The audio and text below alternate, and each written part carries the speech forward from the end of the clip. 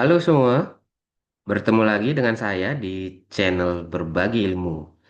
Di video ini saya ingin berbagi mengenai kriteria rumah layak huni ya. Seperti apa sih rumah yang disebut layak huni? Oke, kita langsung saja ke penjelasannya ya. Pertama, kita harus tahu dulu apa saja sih dasar hukum atau peraturan terkait rumah layak huni ya. Coba kita lihat. Yang pertama, ada Undang-Undang Nomor 28 Tahun 2002 tentang bangunan gedung. Kemudian ada Peraturan Pemerintah Nomor 16 Tahun 2021 khususnya di lampiran poin H. Nah, di poin H ini ada ketentuan pokok tahan gempa dan bangunan gedung fungsi hunian. Jadi ada di sana menjelaskan mengenai kriteria-kriteria atau standar untuk pembangunan rumah yang layak huni yang mulai dari pondasi, kemudian bahan yang digunakan, kemudian sloof ukurannya bagaimana, dimensinya, kemudian komponennya gitu ya, dinding, kolom, balok, atap dan seterusnya gitu ya.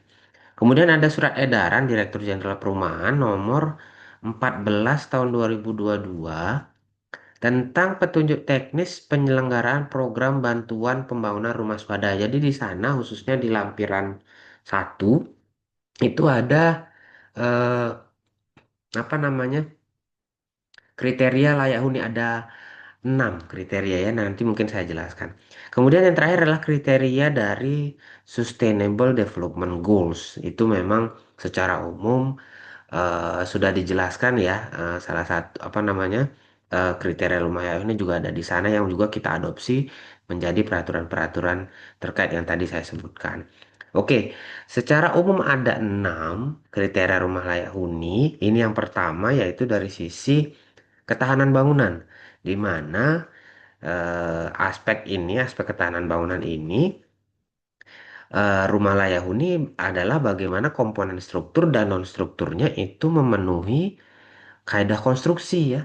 Tadi seperti saya bilang yang di peraturan pemerintah nomor 16 2021 tadi, pondasinya bagaimana, kemudian sloof, kemudian kolom, balok, dinding, atap dan seterusnya.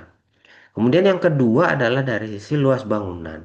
Jadi ada ketentuan di mana eh, luas lantai per kapita atau per orang itu standarnya adalah 7,2 meter persegi. Misalkan di satu rumah itu ada 4 atau 5 lah, mungkin 5 penghuni gitu ya.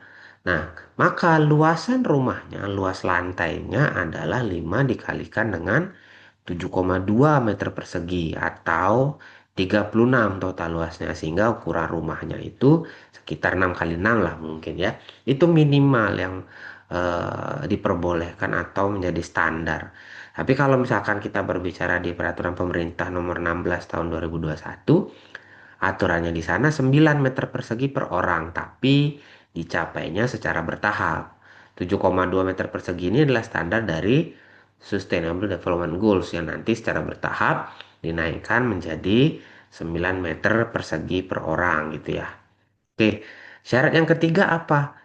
Yang ketiga adalah dari aspek sanitasi di mana syaratnya tersedia di setiap rumah itu ada kloset dengan leher angsa dan juga tersambung ke sistem pengelolaan air limbah, baik itu yang komunal atau bersama gitu ya, terpusat misalkan, atau yang setempat di rumah masing-masing seperti tangki septik yang disedot minimal 5 tahun sekali.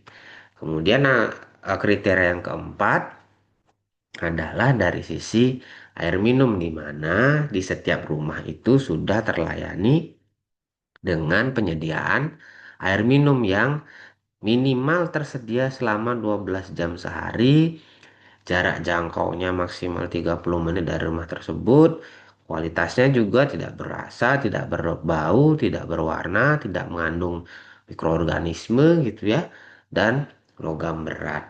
Nah, dari selain 4 kriteria utama ini ada dua lagi nih tambahannya, yaitu pencahayaan. paling tidak 10% dari luas lantai. Misalkan ya, di rumahnya teman-teman semua itu ada bukaan seperti jendela atau kaca misalkan, atau di atapnya ada kaca. Pokoknya yang bisa memasukkan cahaya ke dalam rumah.